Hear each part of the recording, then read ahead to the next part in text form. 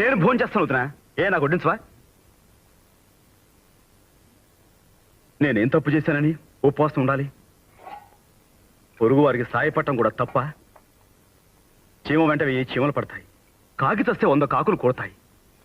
జ్ఞానం ఉన్న మనిషి మాత్రం కళ్ళు మూసుకుని భక్తి పాటలు పాడాలా? ఏ దేవుడు చెప్పిన ఉపదేశం ఇది?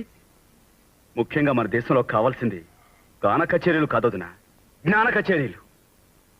తప్పు చేస్తే తండ్రి మందలిస్తాడని భయపడే కొడుకే మంచి చేస్తే వెను తడతాడని ఆశపడతాడుగా.